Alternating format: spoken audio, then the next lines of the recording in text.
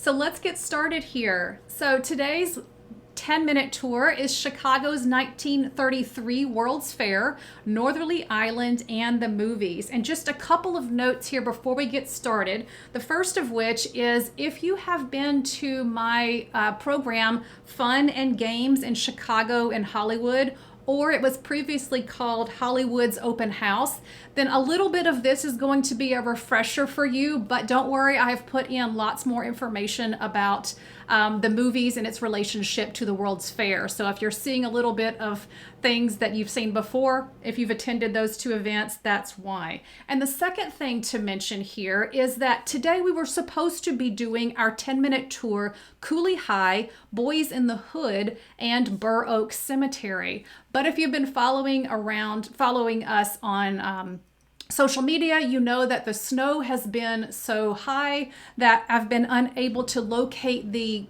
appropriate grave markers for this particular tour. So I've postponed it to Sunday, April the 4th of 2021. So make sure you save the date for that. All right. Okay, so let's start today's 10-minute tour right in Chicago as we do. But see this man-made peninsula over there on the right? It dates back to the early 1900s, and that's where we're going to start today. So this is Northerly Island. You can see there part of the city of Chicago from Northerly Island. You can also tell that this area is mostly covered in grass and walking trails. So before we start walking through Northerly Island together with the help of my video camera, let's get a quick history of this location. So this is the title page for the 1909 Plan of Chicago. This was a proposal in the early 1900s that had two goals in mind. Number one, to beautify Chicago because it was growing quite rapidly in 1900, and also to make Chicago's commerce and transportation areas much more efficient than they were. So this plan of Chicago was drawn up in part by this guy, Daniel Burnham. Now, you might have heard of him. He's the architect who oversaw the construction of the 1893 World's Fair in Chicago, represented in that bottom picture. That is the White City. So if you have read the book, Devil in the White City, then you know a little bit about Daniel Burnham's work. So in this plan of Chicago, among Mr. Burnham's recommendations were to have new, wider streets, to have parks, to have new railroad and harbor facilities, and civic buildings like the one that you see on the screen here. But first and foremost among Mr. Burnham's goals was to reclaim the lakefront for the public. And he said that the lakefront, by right, belongs to the people. Not a foot of its shores should be appropriated to the exclusion of the people. So included in this 1909 plan of Burnham's is Northerly Island, this area that we're going to be walking through today. And Burnham called for its creation as a lakefront park. And if my research is correct, this is actually the only lakefront structure that was built based on his plan. So Daniel Burnham died, as you can see there, in 1912.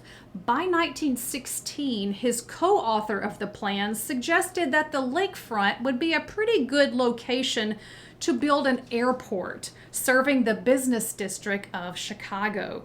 And by 1922, as you can see from this image, that construction was happening. But because of the Great Depression and World War II, this airport did not open until the 1940s. And when it was opened, it was named Meigs Field, as someone pointed out in the comments just a few minutes ago. So you can see here from this overhead shot, this is Northerly Island as a single runway airport called Meigs Field. And it was in operation from 48 to 2003. Okay, so what happened in 2003 to suggest that Meigs Field need no longer be with us? Well, here's a Chicago Tribune article entitled Daley's Midnight Raid. So in the middle of the night on Sunday, March the 30th of 2003, Mayor Daley, the mayor of Chicago, terminated, or some would say destroyed, the airport completely. He instructed city crews to cut large gouges into the runway surface, basically to make it unusable to pilots. And if you look in the image here, you can see the big X's going across the runway there. So this is spring of 2003. By the end of that summer, demolition was done and it was complete. All right, so what does Northerly Island look like now? Well, we've seen a little bit of it from Google Maps, but let's take a stroll together here with the help of my video camera. So this is today's version of Northerly Island. It's a 40-acre park area. You can see it's got several running, walking, and cycling trails there. It's a landscaped wildlife habitat that includes migratory birds. In the summer, monarch butterflies.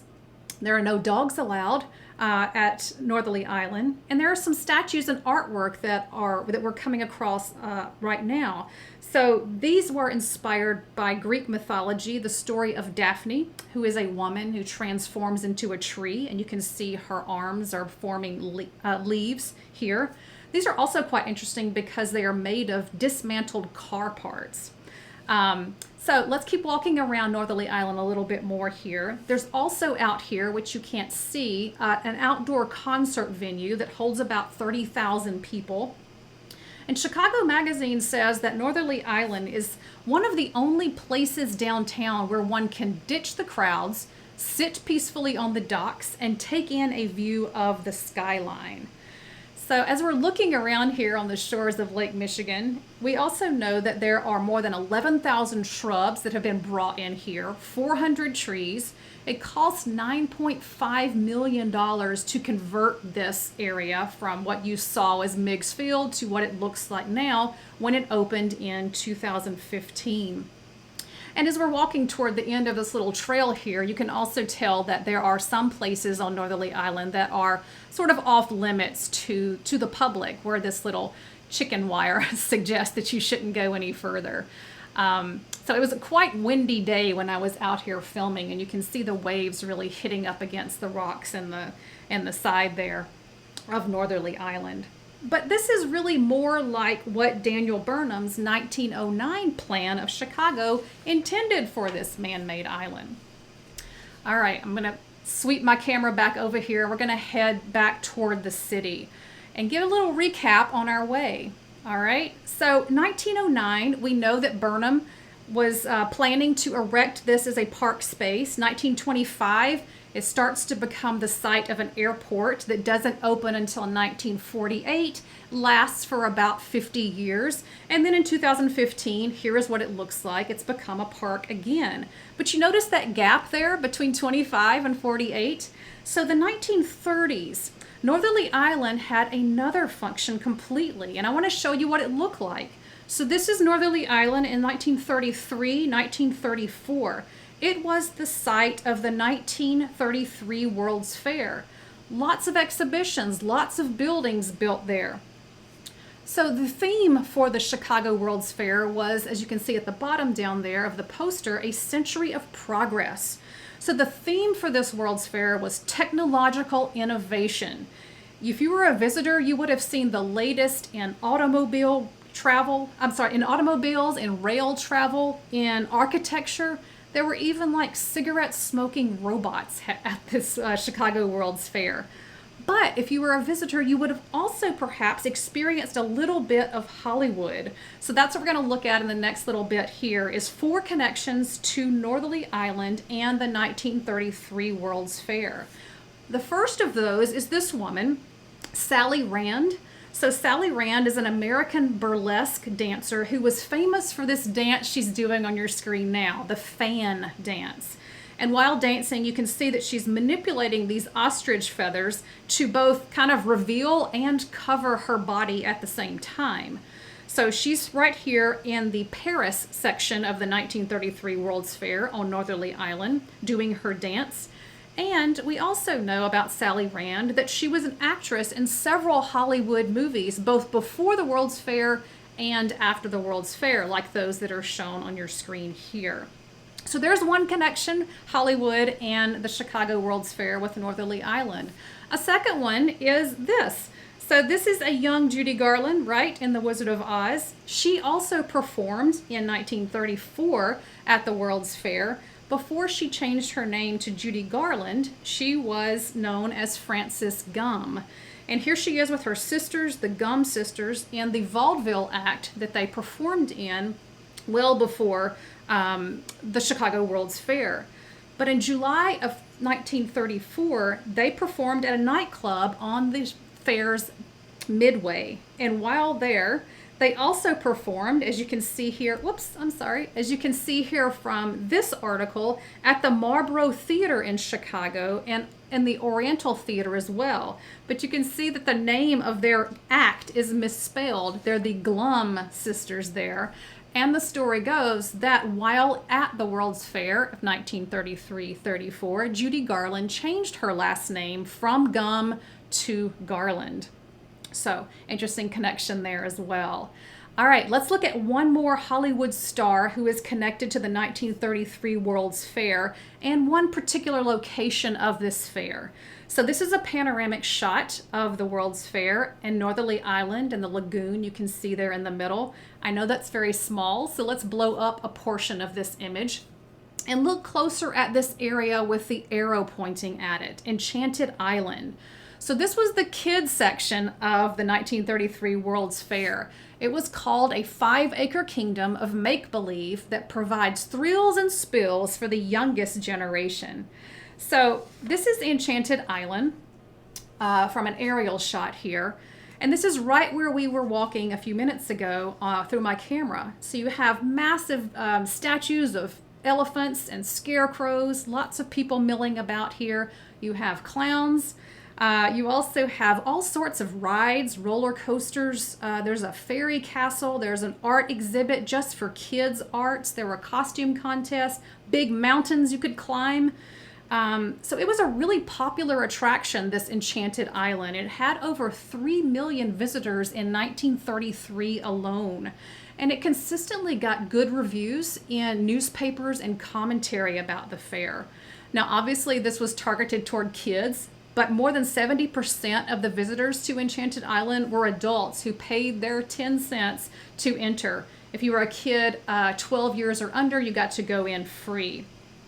So Enchanted Island was directed by this woman, Josephine Blackstock, from a suburb called Oak Park in Illinois. So this is a screenshot from the Historical Society of Oak Park and River Forest, and this is a little bit about her bio. So let's look at this highlighted text really quickly. So Ms. Blackstock had been director of the Oak Park Playgrounds since their inception in 1921, nationally known for her innovations in children's play and programming. So it makes sense then, listening to this bio, that she would be placed in charge of Chicago's biggest playground of 1933 and 1934. And one of her biggest contributions in Enchanted Island was the children's theater. And she used amateur acts specifically to keep the costs down. So of the 250 groups that were performing at the fair, only 3 of them were professional. Most of the groups that Blackstock brought in were children, but at least 20 amateur adult groups put on shows that were aimed at kids. And one of the performers performing at the Children's Theater in Enchanted Island was a dancer from Pittsburgh who would soon become one of classic Hollywood's biggest stars. And if you're a fan of classic Hollywood, you are going to know him from this movie, Singin' in the Rain. So, like Judy Garland, Gene Kelly danced most of his childhood with his siblings in a vaudeville act called The 5 Dancing Kellys, which you can see in this newspaper clipping here. Now, he and his brothers, one of his brothers actually, went to Chicago in 1933 and performed in Enchanted Island at the World's Fair. So, as an older man in the late 1980s, he reminisces about his time at the World's Fair, saying, "I still consider Chicago the place where I learned my basic dancing. The problem was there was nowhere to go after that. There were no big classic companies in the country. It was right after the Chicago World's Fair where I danced in 1933. So we have Sally Rand, we have Judy Garland, and we have Gene Kelly. One final connection here between the World's Fair and Hollywood is this event called Hollywood. You can see at the top there, an actual exhibit in which visitors to the fair could watch a fake movie set and see how movies are created. So here's some of the behind the scenes guys there. And you can see the director, the director's chairs, all the actors moving about here, getting things in place so that the crowd can see this fake movie be shot at the 1934 World's Fair here. I think there's one little shot toward the end of the crowd that has gathered around to watch this movie unfold. Yeah, there they are. And then the director sitting there under his umbrella. All right, so now if you have a chance to walk around Northerly Island one day, and particularly the section over here to the left, hopefully my camera is gonna pan and over left. There we go. Right where those trees are is where Enchanted Island would have been. So perhaps when you're walking through here the next time, you will think of Sally Rand and Judy Garland and Gene Kelly, who performed at the Chicago World's Fair of 1933 and 1934.